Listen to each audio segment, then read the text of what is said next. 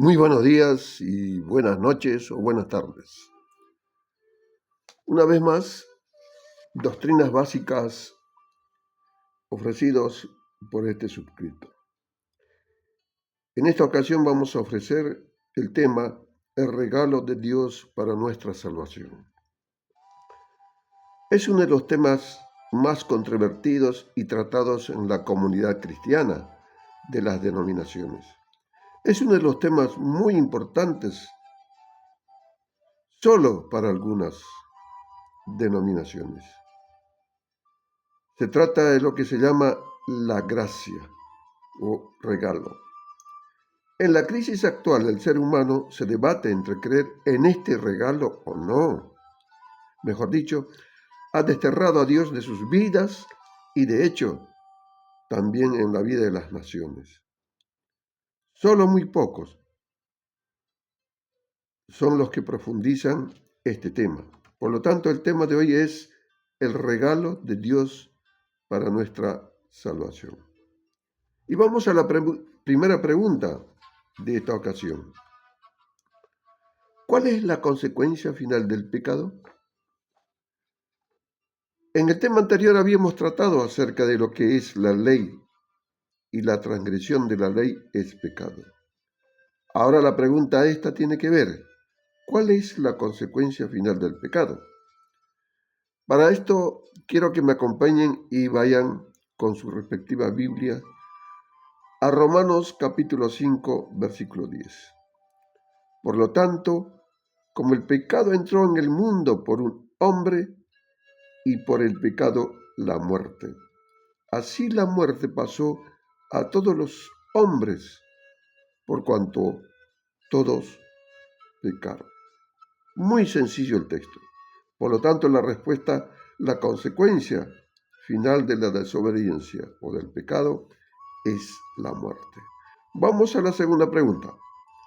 ¿Puede el hombre resolver el problema del pecado?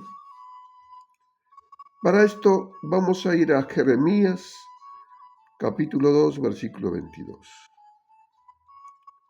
Dice allí, aunque te laves con lejía y amontones jabón sobre ti, la mancha de tu pecado permanecerá aún delante de mí, dijo Jehová el Señor. Clarísimo el texto. Hagamos lo que hagamos. Si no hay perdón de parte de Dios, el delito que hemos cometido delante de Él y delante de nuestros prójimos sigue permaneciendo en la memoria registrada en los atrios celestiales. Respuesta. El hombre no puede solucionar el problema del pecado. Vamos a la tercera pregunta de este tema, el regalo de Dios para nuestra salvación.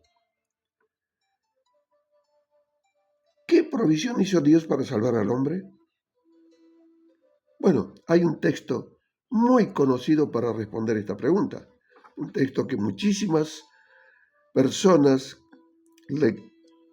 lectores de la Biblia y creyentes de las distintas denominaciones se toman de este versículo para demostrar que Dios amó al mundo. Estoy hablando de San Juan capítulo 3, versículo 16, que dice, porque de tal manera amó Dios al mundo que ha dado a su Hijo unigénito, para que todo aquel que en Él cree no se pierda, mas tenga vida eterna. Un versículo para poder analizar completamente cuál es el clímax, cuál es la plenitud del amor de Dios hacia el ser humano,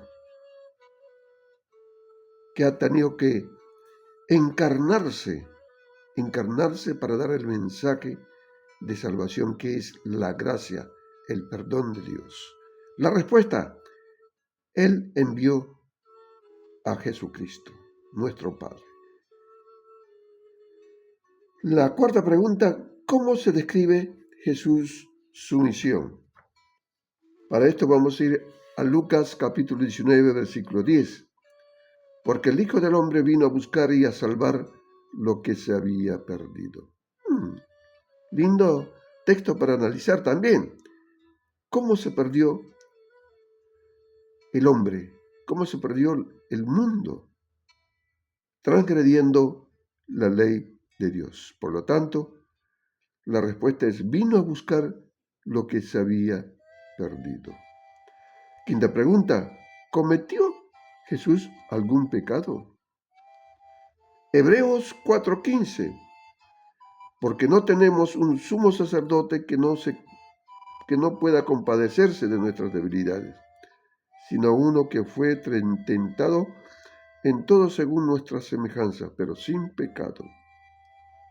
Ahora bien, este versículo tiene que ver con algo de los procedimientos que se llevaban a cabo en el santuario de Israel. Allí el creyente, el arrepentido, debía presentar un cordero por sus pecados ante el sumo sacerdote o el sacerdote. Allí entonces la ofrenda o el sustituto por el pecado era revisado, era fiscalizado. Entonces, si encontraban algún defecto en el animal, lo rechazaban. Por lo tanto, Cristo, como nuestro sustituto, el Cordero, también estuvo sin mancha y sin pecado. Vamos a la sexta pregunta. ¿Cómo pagó Jesús la deuda del hombre? Isaías 53, Isaías capítulo 53, versículos 3 hasta el 7. Más herido fue por nuestras rebeliones, molido por nuestros pecados. El castigo de nuestra paz fue sobre él, y por su llaga fuimos nosotros curados. Todos nosotros nos descarriamos como ovejas, cada cual se apartó por su camino, mas Jehová cargó en él el pecado de todos nosotros. Angustiado él y afligido no abrió su boca, como cordero fue llevado al matadero, y como oveja delante de sus trasquiladores, enmudeció y no abrió su boca. Por lo tanto, esa deuda que el ser humano tiene con la deidad es la paga del pecado, es la paga de la desobediencia. Es como si usted hubiera cometido alguna falta de tránsito, le llegó la multa, por lo tanto, la multa debe ser abonada, debe ser, ¿no es cierto?, saldada. Y en este caso, Dios saldó la desobediencia, la multa por el pecado, que es la muerte. ¿Qué acto aseguró nuestra salvación? Para esto nos vamos a ir a 1 Corintios 15, 20 al 22. Mas ahora Cristo ha resucitado de los muertos, primicia de los que durmieron es hecho, porque por cuanto la muerte entró por un hombre, también por un hombre la resurrección de los muertos. Porque así como en Adán todos mueren, también en Cristo todos serán vivificados o resucitados. Como dice Daniel 12, capítulo 1 al 2, unos para vida eterna y otros para vergüenza eterna. Esa es la resurrección como respuesta a esta pregunta. La pregunta es: sabiendo que el pecado trae la muerte, sabiendo que el hombre no puede resolver o saldar el problema del pecado, sabiendo que Dios vino a buscar lo que se había perdido, sabiendo que Jesús fue ofrecido como nuestro sustituto, fue perfecto y no cometió pecado, sabiendo que pagó tu cuenta, mi cuenta, ante Dios, y sabiendo que Cristo resucitó de entre los muertos, ¿qué debemos hacer? ¿O qué debo hacer? Aquí vienen los 3 consejos u orientaciones. Primero, creer en Jesús. Hechos 16, versículos 3 y versículo 31. Y sacándolos les dijo: Señores, ¿qué debo hacer para ser salvo? Y ellos dijeron: Cree en el Señor Jesucristo y serás salvo tú y tu casa. La segunda orientación es: acéptalo como tu único Salvador. De acuerdo a Hechos capítulo 4, versículo 12, dice: Y en ningún otro hay salvación, porque no hay otro nombre dado bajo el cielo a los hombres en que podamos ser salvos. Como tercera orientación en este tema es abrirle la puerta del corazón. Apocalipsis 3:20 dice: He aquí, yo estoy a la puerta y llamo. Si alguno oye mi voz y abre la puerta, entraré a él y cenaré con él, y él conmigo. Estimado amigo y estimado oyente de este video, Dios busca a sus hijos. Él vino a buscar a los que se había perdido, y te busca a ti y me busca a mí. Por lo tanto, invita a que podamos abrirle la puerta de nuestro corazón. Claro, la puerta está con cerradura y con una manija para abrir internamente, no externamente.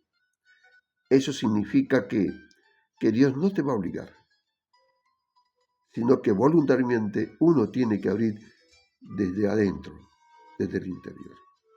Ojalá que tú puedas abrir la puerta de tu corazón al último mensaje que Dios está dando a través de sus siervos en este mundo lleno de conflictos.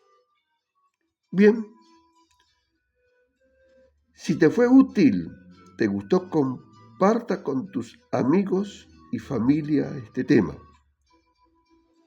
Asimismo, los espero en el próximo video. Será entonces hasta ese momento.